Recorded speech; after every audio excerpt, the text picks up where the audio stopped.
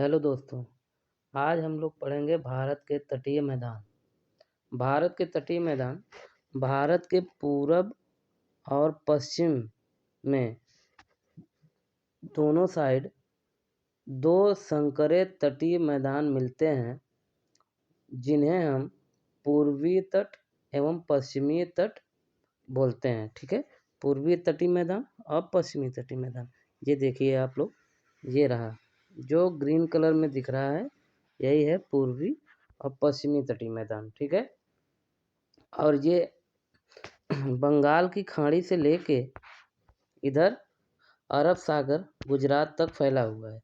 ठीक है, और इसमें दो भाग हैं, एक है पूरब की साइड बंगाल की खाड़ी की साइड, और दूसरा है पश्चिम की साइड जो कि गुजरात से लेके तमिलनाडु यहाँ चेन्नई यहाँ तक है, कन्याकुमारी तक। ठीक, तो ये जो पूरब साइड है इसको पूर्वीय तटीय मैदान बोलते हैं और पश्चिम वाला पश्चिमी तटीय मैदान बोलते हैं।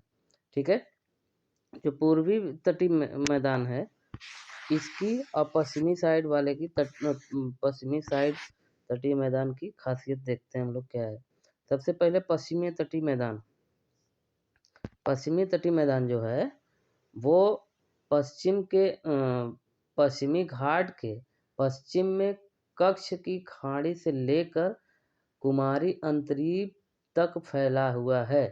ठीक है, कच्छ की खाड़ी से लेके यहाँ से लेके गुजरात के कच्छ की खाड़ी से लेके कुमारी अंतरीप तक फैला हुआ है।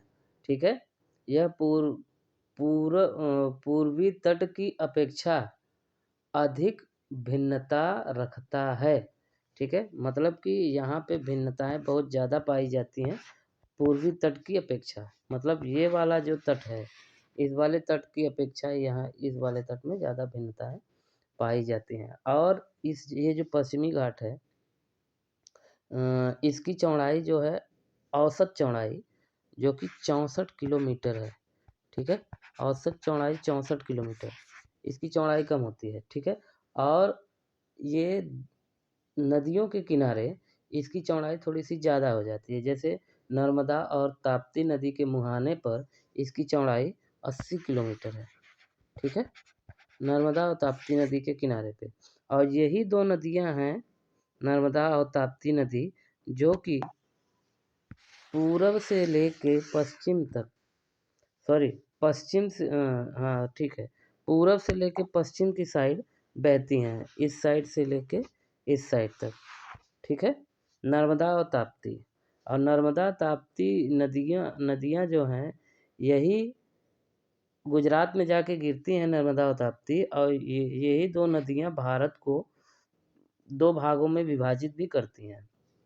इधर मैदानी भाग से इधर पठारी भाग, मैदानी भाग और पठारी भाग को ये नदियाँ विभाजित करती हैं। और इन नदियों की खासियत ये है कि ये दोनों नदियाँ पूरब से लेके पश्चिम की साइड बहती हैं और बाकी नदियाँ भारत की पश्चिम से लेके पूरब की साइड बहती हुई जाती हैं। ठीक है, इन नदियों की खासियत यही है। तो इन नदियों के किनारे पे जो पश्चिमी घाट है उसकी चौड़ाई 80 किलोमीटर है। ठीक है, इस तटीय मैदान में बहने वाली नदियाँ जो हैं ये छोटी तथा तीव्रगामी होती हैं। ये जो नदियाँ हैं यहाँ पे इसके मुहाने पे जितनी भी नदियाँ मिलती हैं, जाती हैं, गिरती हैं, ये थोड़ा सी उनकी लंबाई कम होती है। और तीव्रगामी का मतलब ये है कि ये बहुत तेज़ी से बहती हैं, इनका बहाव तेज़ होता है। ठीक है, अधिकतर नदियाँ मुहाने पर डेल्टा न बनाकर ज्वारनद मुख बनाती हैं, जिसको एस्चुरी बोलते हैं।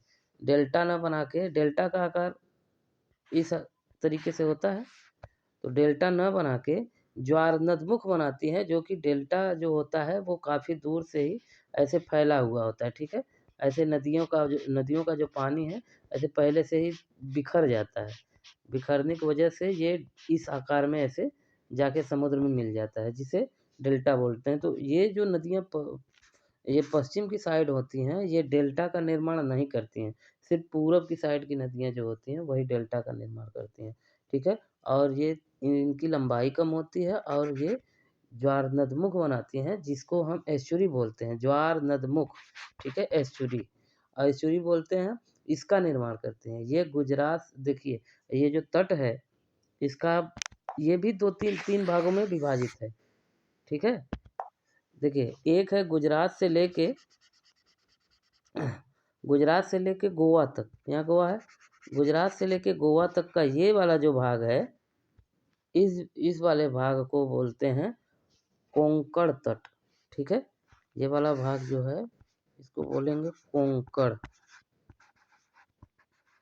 ठीक है, कोंकण तट इस वाले भाग को बोलते हैं।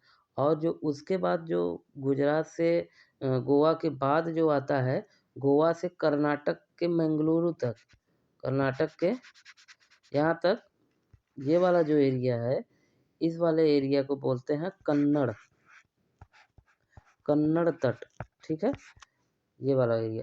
तीसरे नंबर पे आता है मंगलोर से लेके, ये जो मंगलोर है, यहाँ पे मंगलोर है, मंगलोर से लेके, एक मिनट, मंगलोर इस वाले जगह पे है, मंगलोर से लेके नीचे कन्याकुमारी, ठीक है, कन्याकुमारी तक ये जो तीसरा भाग है, ये जो तीसरा भाग है, इस वाले भाग को बोलते हैं मालाबार तट, मालाबार, ठीक है, इस वाले भाग को। ये 3 भागों में विभक्त है। सबसे ऊपर कोंकण, उसके नंबर पे कन्नड़, उसके बाद दूसरे नंबर पे कन्नड़, फिर तीसरे नंबर पे मालाबार तट, ठीक है। ये जो पश्चिमी घाट है इसकी, ये 3 भागों में विभक्त है, जिसको हम लोग देख लिए। अब आते हैं इसी का जो भारत का तटीय मैदान है, इसी का दूसरा भाग है दोस्तों पूर्वी घाट, ठीक है, पूर्वी घाट। अब पूर्वी घाट कहाँ से कहाँ तक है? पूर्वी घाट जो है बंगाल की खाड़ी के उत्तर में गंगा के मुहाने से दक्षिण में कन्याकुमारी तक ये फैला हुआ है। यहाँ गंगा नदी आ रही, बंगाल की खाड़ी में गिर रही। अब बंगाल की खाड़ी में गंगा के मुहाने से लेके, मतलब यहाँ से शुरू होके ये यहाँ से लेके यहाँ तक, मतलब कि ये वाला एरिया जो है ये कन्याकुमारी है ना, कन्याकुमारी इस जगह का नाम है। मतलब कि यहाँ से लेके गंगा के तट से लेके इस यहाँ तक ये पूरा ये फैला हुआ है, ठीक है, इस वाले एरिया का। और ये जो है इसकी अपेक्षा, पश्चिमी घाट की अपेक्षा पूर्वी घाट की चौड़ाई जो होती है वो ज़्यादा रहती है। जैसा कि आप लोग देख सकते हो मानचित्र में, ये ज़्यादा होने का कारण भी दोस्तों यही है कि ये जो नदियाँ यहाँ से आती हैं, नदियाँ अपने द्वारा अवसाद ले आती हैं, ठीक है, मिट्टी अवसाद ले आके इस वाले क्षेत्र में डेल्टा के रूप में गिरती हैं, और गिरने के बाद इस वाले क्षेत्र में फैला देती हैं। जब ये फैला देंगी तो ये डेल्टा का निर्माण करने के साथ साथ यहाँ पे मिट्टी भी ज़्यादा आ जाती है, और मिट्टी ज़्यादा होने के कारण ये घाट जो है ये पश्चिमी घाट से चौड़ा है, ठीक है। और ये इधर वाली नदियाँ तीव्र से आती, तेजी से बहती हैं, और ज्वार नदमुख का निर्माण करती हैं पश्चिम घाट साइड वाली नदियाँ, और इधर वाली डेल्टा का निर्माण करती हैं, और ज़्यादा से ज़्यादा यहाँ पे गाद अवसाद ले आती हैं, इसलिए इसकी चौड़ाई ज़्यादा हम लोगों को दिखाई देती है और ज़्यादा है भी। और ये घाट जो है चौड़ा के साथ साथ ये समतल भी है, ठीक है, समतल होने के साथ साथ यहाँ पे ज़्यादा कटा फटा नहीं है।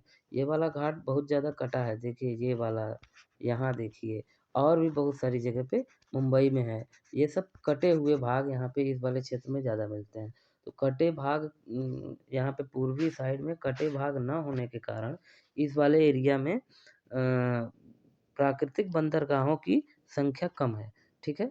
और यहाँ पे प्राकृतिक बंदरगाहों की संख्या ज़्यादा है, क्योंकि जब ये कटा रहेगा तभी तो यहाँ पे इस वाले एरिया में बंदरगाह का निर्माण किया जा सकता है। और जब बंदरगाह का निर्माण यहाँ हो जाएगा तो आराम से शिप जो होती हैं यहाँ पे जाके अपना सामान उतारेंगे, ठीक है। तो इस वाले एरिया में प्राकृतिक बंदरगाहों की संख्या कम है। कम होने का कारण यही है कि यहाँ पे कट कम है, भारत में यहाँ पे कटे फटे एरिया कम मिलते हैं, ठीक है। अब देखिए ये जो पूर्वी घाट वाला मैदान तटीय मैदान है, ये भी 2 भागों में विभक्त हुआ है, ठीक है। उत्तर में इसे उत्तरी सरकार बोलते हैं और दक्षिण में इसे कोरोमंडल तट के नाम से जाना जाता है। ये वाला जैसे ये उत्तर हो गया ना, ये वाला एरिया, ठीक है। ये ये वाला एरिया उत्तर हो गया, तो उत्तर में इसको उत्तरी सरकार बोलते हैं, ठीक है। ये वाले एरिया में इसको बोलते हैं उत्तरी सरकार, और नीचे वाले एरिया में यहाँ से लेके यहाँ तक को क्या बोलते हैं हम लोग? कोरोमंडल तट,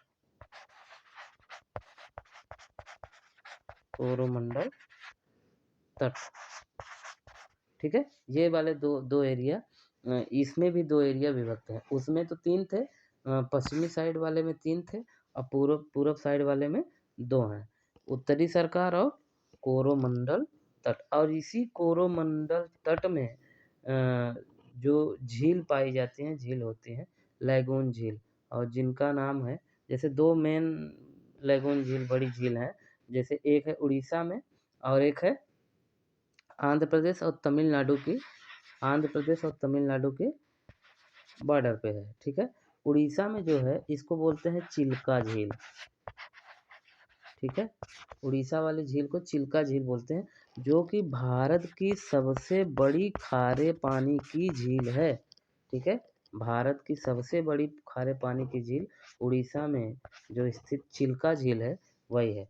और दूसरे नंबर पे जो झील है उसका क्या नाम है? दूसरे नंबर की झील का नाम आप लोग बताइए।